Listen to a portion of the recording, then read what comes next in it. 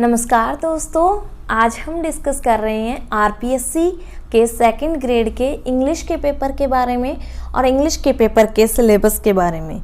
तो इंग्लिश का सिलेबस हमारा कितना, कहाँ से क्या पूछा जाता है, कितने मार्क्स का क्या आता है, तो हम यहाँ पर वो सब डिस्कस कर रहे हैं। उम्मीद करती हूँ आपकी तैयारी अच्छी चल रही होगी। अगर आप उसे और बूस्टअप करना चाहते हैं तो कंटिन्यू आपकी स्टडी कंटिन्यूटी बनाए रखिए अपनी स्टडी में, और जो भी आप पढ़ते हैं उनको अच्छे से पढ़ते रहिए, रिवाइज करते रहिए और अपना तैयारी करते रहिए। तो चलिए शुरू करते हैं। फर्स्ट पार्ट आपका रहेगा secondary and senior secondary standard के बारे में। फर्स्ट आपका पोर्शन है ग्रामर से रिलेटेड। ग्रामर का जो पोर्शन आपका आता है वो आपका 10th और +2 लेवल का ही आता है, और आपका ये जो 300 मार्क्स का ये आपका एग्ज़ाम होगा। 150 आपके क्वेश्चन आएंगे और 300 में से 180 नंबर की आपकी ग्रामर आएगी। ये ध्यान रखिएगा, ग्रामर का पोर्शन आपका बहुत बड़ा है। 180 मार्क्स का ये आने वाला है और ये बहुत ही हेल्पफुल भी रहने वाला है। तो फर्स्ट आपका रहेगा ग्रामर का जो पार्ट्स ऑफ स्पीच हैं, जिसमें आपके कॉमन एरर पूछे जाते हैं। Noun, verbs, adjective, adverb, pronouns, ये सारी चीज़ें इसमें ही आ जाती हैं। Articles and determiners, tenses, preposition, modals. Modals आपको पता ही होंगे, मॉडल्स सुने भी होंगे। Will, would, shall, should, can, could, may, might, must और to, dare to. Degrees of comparison, comparative और superlative degree. Subject verb agreement, subject verb agreement जिसमें सब्जेक्ट के साथ कौन सी वर्ब लगेगी, कौन से सब्जेक्ट के साथ, सिंगुलर के साथ कैसी वर्ब आएगी, प्लूरल के साथ कैसी वर्ब आएगी। स्पोर्डिनेशन एंड कोऑर्डिनेशन, ये कंपाउंड और कॉम्प्लेक्स सेंटेंस के बारे में है। कंडीशनल सेंटेंसेस, कंडीशनल सेंटेंस कौन से होते हैं, और ये यहाँ पर ट्रांसफॉर्मेशन है कि आप किसी भी सब्जेक्ट, किसी भी सेंटेंस को आप अफर्मेटिव कैसे बनाएंगे, नेगेटिव कैसे बनाएंगे, इंटेरोगेटिव कैसे बनाएंगे, या फिर एक्टिव है तो पैसिव कैसे बनाएंगे, पैसिव है तो एक्टिव कैसे बनाएंगे। डायरेक्ट अगर नरेशन आपको दी गई है तो इनडायरेक्ट कैसे बनाएंगे, इनडायरेक्ट है तो डायरेक्ट कैसे बनाएंगे। ये नरेशन भी इसी में आ जाता है। फिर है फ्रेजल वर्ब्स, आपने पढ़ी होंगी।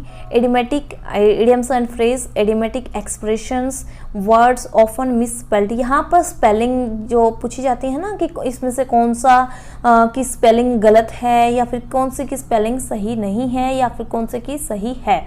और सिनोनिम्स एंड एंटोनिम्स, समानार्थी और विलोम शब्द हिंदी में इसको बोला जाता है। Phonetic transcription and word stress, यहाँ पर हम इंग्लिश का डिस्कस कर रहे हैं तो आपको पता है फोनेटिक्स के बारे में भी।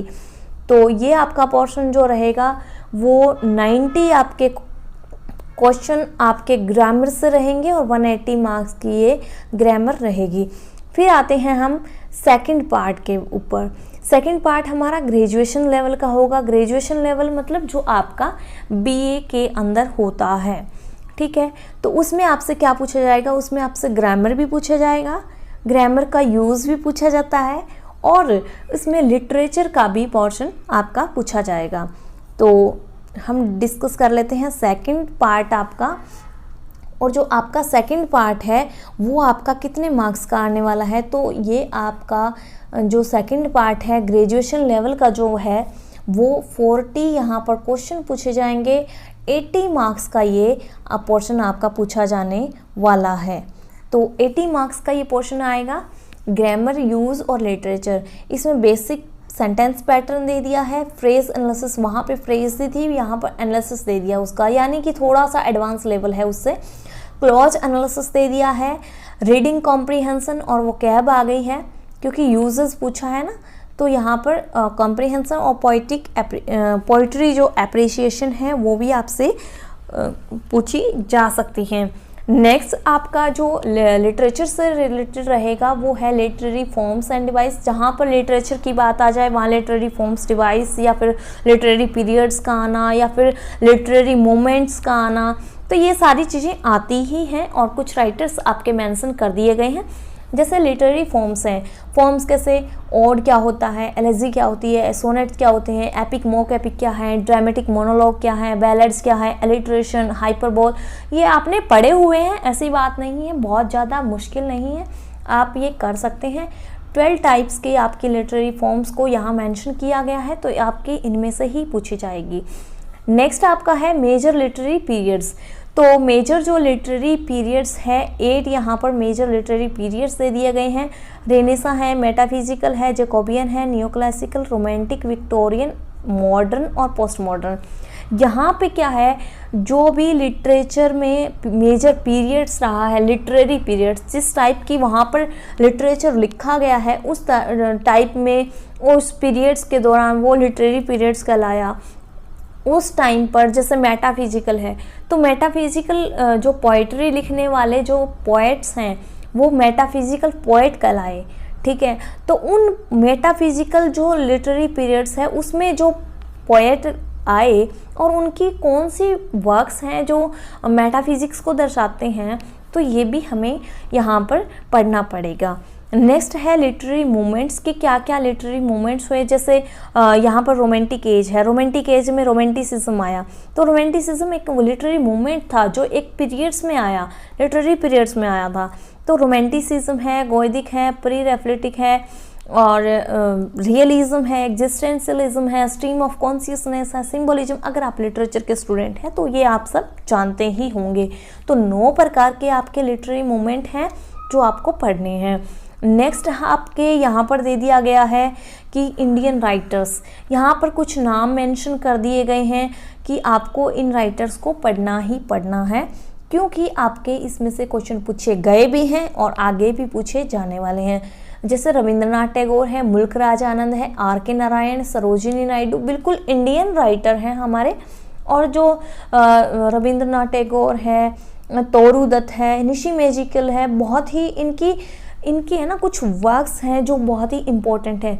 हो सकता है आपसे उन वर्क्स के नाम पूछ लिए जाएं या फिर आपको ये भी दे दिया जाए कि 4 ऑप्शन में 3 उनके वर्क हैं और 1 नहीं है, तो आपसे ये भी पूछ लिया जाएगा कि कौन सा इसमें से रस्किन बॉन्ड का या फिर तोरू दत्त का इसमें से वर्क नहीं है, जयंत महापात्रा का इसमें ये वर्क नहीं है। अगर आपने कभी नेट की तैयारी की होगी तो आपके लिए ये आप इन सब से बहुत अच्छी तरह से वाकिफ़ होंगे। अनीता देसाई है, शशि देशपांडे है, कमला दास है, जयंत महापात्रा, अमिताभ घोष, मंजू कपूर और अरुंधति रॉय। वैसे आपको वीडियोस भी प्रोवाइड करवा दी जाएंगी इंडियन राइटर्स की। अगर आपके पास कोई मैटर है, सब्जेक्ट मैटर इनसे रिलेटेड, तो आप अपना निकाल लीजिए। अगर आपके पास आप कोई भी नोट्स है उसमें से आपको मिलता है, पढ़ लीजिए, जहाँ से मर्जी से पढ़िए लेकिन पढ़ लीजिए। नेक्स्ट आपका पार्ट रहेगा टीचिंग मेथड का। Teaching method GTM, direct method, structural और ऑडियोलिंगुअल और कम्युनिकेटिव इंग्लिश लैंग्वेज टीचिंग। और नेक्स्ट आपका ये है कि टीचिंग ऑफ प्रोज कैसे पढ़ाते हैं, पोइट्री में क्या क्या चीज़ें ध्यान रखनी चाहिए अगर पढ़ाते हैं तो, ग्रामर कैसे और कंपोजिशन कैसे। और एक आपका यहाँ पर मेंशन करा हुआ है basic principles of second language teaching. यहाँ पर वैसे प्रिंसिपल बहुत सारे होते हैं, आराम से आपको 20-25 मिल जाएंगे, पर यहाँ पर आपके 4 ही मेंशन किए गए हैं और वो 4 हैं selection, principle of selection, gradation, presentation and testing. अगर आपने कभी टीचिंग एग्ज़ाम की तैयारी की है, अगर आपने CTET दिया है या फिर कोई भी स्टेट का TET दिया है ना, तो आपने बहुत अच्छे से इनको पढ़ा होगा। अगर आपने रीट का एग्ज़ाम भी दिया है तो भी आपने बहुत अच्छे से पढ़ा होगा। मुझे नहीं लगता कि आप बिना किसी एग्ज़ाम दिए अगर आप तैयारी कर रहे हैं तो आपके लिए मुश्किल हो सकता है, बट ऐसा मुश्किल नहीं है। 300 मार्क्स का होगा। यहाँ पर भी मेंशन किया गया है कि जो आपका सेकंड ग्रेड यानी सीनियर टीचर है वो 300 मार्क्स का एग्ज़ाम होगा, 2.5 घंटे का होगा, 150 मार्क्स होंगे और आपकी 1/3 की जो नेगेटिव मार्किंग है वो भी होगी। तो आपके टीचिंग मेथड जो हैं वो कितने मार्क्स के आएंगे, तो वो आपके 20 क्वेश्चन आएंगे और 40 मार्क्स के आएंगे। तो जो आपका ग्रामर का पोर्शन था नंबर 1 वो आएगा 180 मार्क्स का। नंबर 2 जो आपका ग्रेजुएशन लेवल का था वो आएगा 80 मार्क्स का। नंबर 3 जो आपका है टीचिंग मेथड है वो आएगा 40 मार्क्स का। तो ये आप काउंट कर लीजिएगा, 300 बनते हैं। ठीक है, 8 और 8 16, 16 और 4 20, तो 20 से 0, 1 और 1 2 और 3। ठीक है, 20 का 2 और 1 3। ये 300 मार्क्स का आपका ये एग्ज़ाम रहेगा और बहुत ही अच्छी तैयारी आपने करनी है। उम्मीद करती हूँ आपकी तैयारी बहुत अच्छी चल रही होगी और इसे अच्छी करते रहिए। Best of luck. Thank you.